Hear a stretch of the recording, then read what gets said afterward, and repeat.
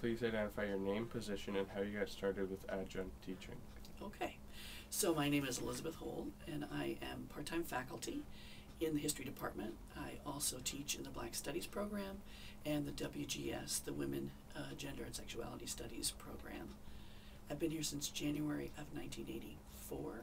That's right, 1984, not kidding. And initially I was invited to teach in what was called continuing education or the night school. And it was such a wonderful experience. I was invited by the Department of History Chair, Rick DeAngelis, to teach a course in the day school. So that's how I started, one at night and one during the day. So coming up on 30 years. Please define what an adjunct professor is. First of all, may I say, I do object to the term adjunct, always have. Oh. Has a harsh sound. No, you don't have to apologize for it. We can blame the AUP for it. The problem with it is, as I was mentioning before the camera went on, that title referred to people who were experts in their field, people who taught one course at a college or university, but spent the bulk of their work life in another job, so fully employed elsewhere. The problem is that term has carried over. Not only has it carried over, it's become something of a catch-all. Part-time may be a better, or ultimately the committee I serve on outside the university for the Organization of American Historians, the best catch-all term we came up with was non-tenure track faculty. And this covers people who teach one or two courses, people who are professors of the practice, or people who are on 1 or 2, 3-year contracts, who may teach full-time, but again are non-tenure track. It may even extend to graduate students who handle TA duties. You've asked a very difficult question, and I think the best way to look at it is there are people who are on the tenure track or tenured, or non-tenure track faculty. Are you employed anywhere else? I am not. For the time that you put into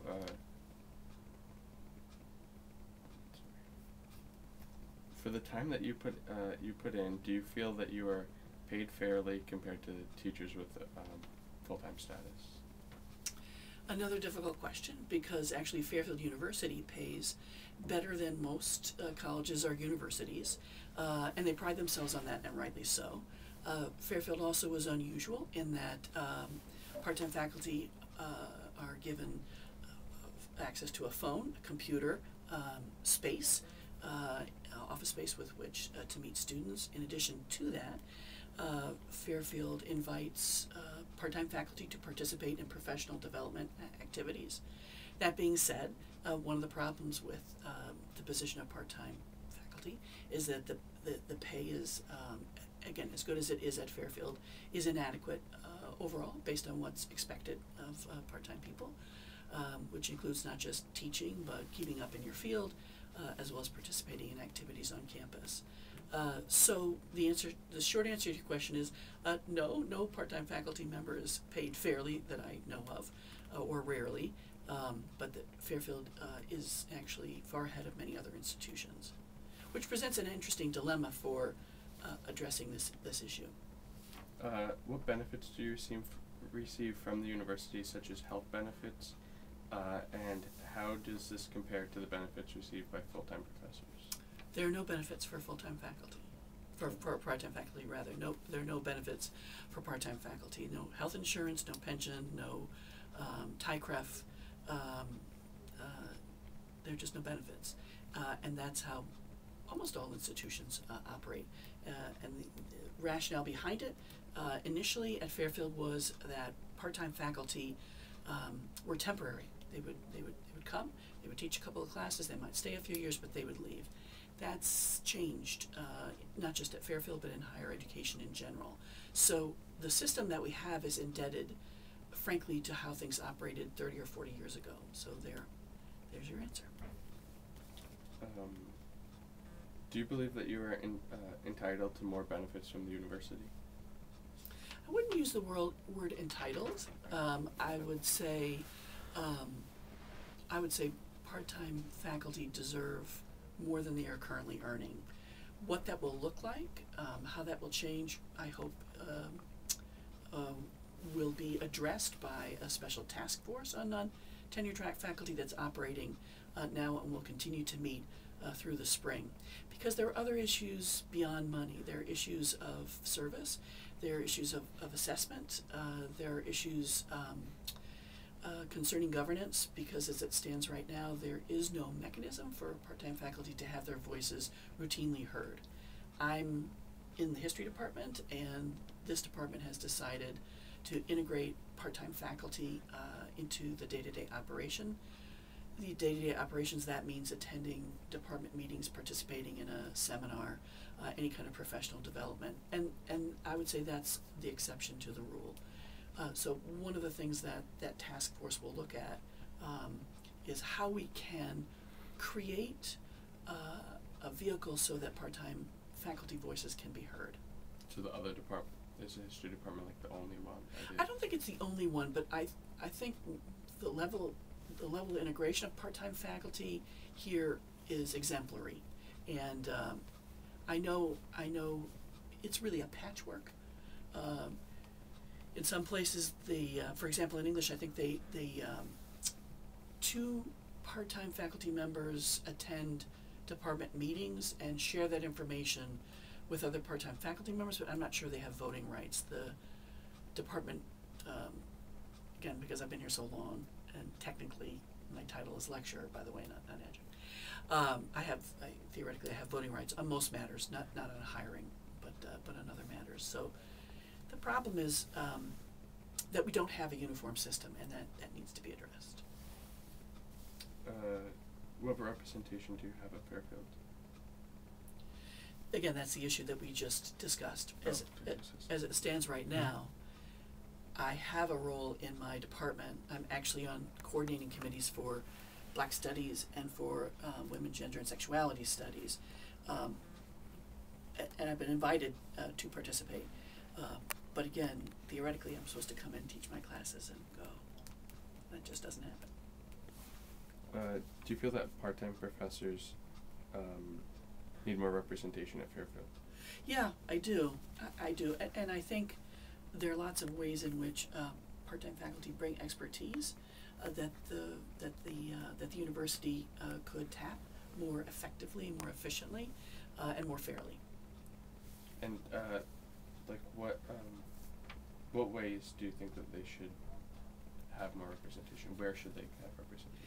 Yeah, I think theoretically every department should review their handbook, their bylaws, that they should review them and ask them hard questions about how this could be done better.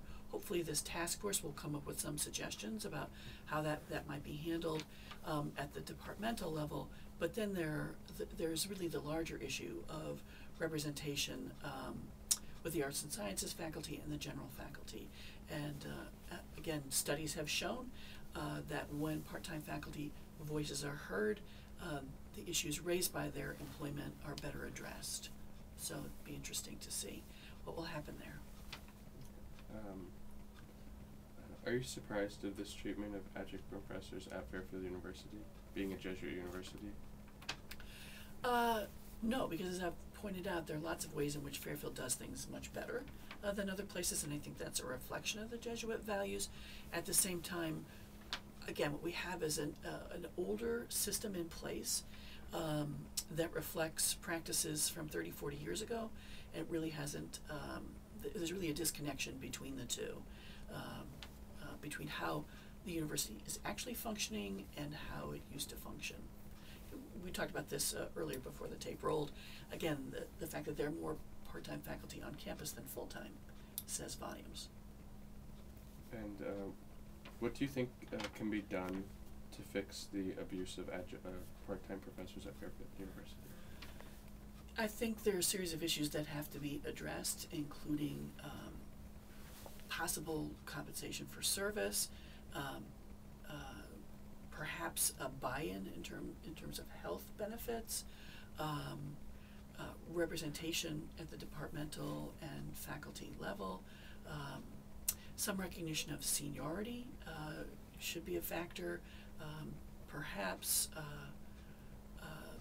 multi-year contracts, because as it stands right now, we receive, it's a 2-page letter. I hesitate to call it a contract, but we receive a 2-page letter from the university outlining our responsibilities, but essentially makes clear that our employment extends for the semester only. That's it. So from the day classes begin until final grades are submitted, and that can cause a host of problems, especially for people who come back year after year. One of the fun things I encountered this past fall was that I morphed from a contract in which I taught for what's called 4-4, or from a full-time contract to a part-time contract. So the university shut down my email, access to the computer. So it was kind of an adventure to return to school and discover I couldn't access my syllabi or my Outlook account. And I know there was a snafu last semester where people's accounts were shut down before final grades were submitted.